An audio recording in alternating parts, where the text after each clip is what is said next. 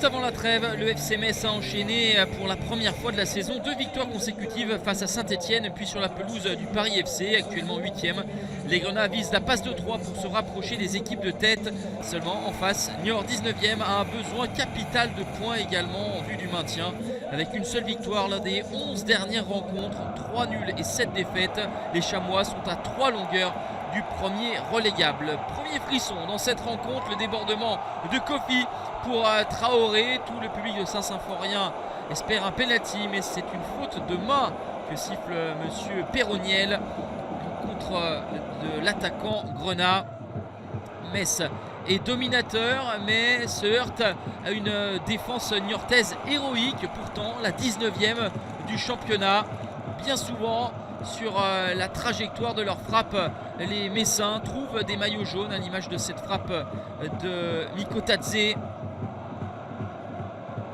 Le Géorgien s'était bien couché, avait bien équilibré sa volée. Nouvelle opportunité pour les joueurs de l'Aslo Bologna juste avant la pause, sur coup de pied arrêté avec ce cafouillage. Mathieu Michel semblait battu, mais il est suppléé devant sa ligne par un de ses défenseurs. 0-0 à la pause. La co-meilleure attaque du championnat, Messine, ne parvient pas à marquer. 24 buts pour les Grenats. 21 encaissés aussi pour la formation de l'Aslo Bologna. Seul Niort et Saint-Etienne, les deux derniers du championnat, font moins bien avec respectivement 26 et 28 buts concédés. Mais l'équipe de Rui Almeida fait bonne figure ce soir à Saint-Symphorien. Il faut dire aussi que le dernier geste n'est pas parfait pour les Messins, malgré une bonne volonté de faire la différence. Nouvelle opportunité avec ce sauvetage sur la ligne.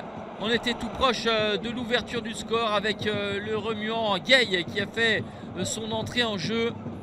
La tête de Maziz toute proche d'être victorieuse. Mais une nouvelle fois, Mathieu Michel peut dire merci à sa défense.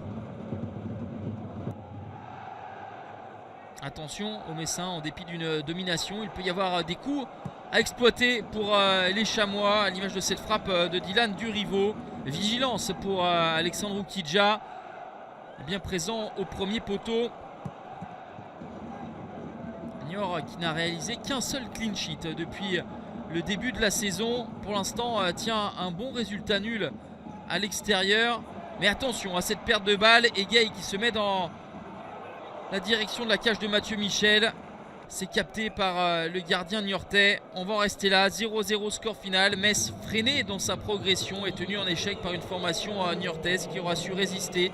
Avec donc un deuxième clean sheet cette saison. Les Grenats sont 10e à 8 points de Sochaux, 2e.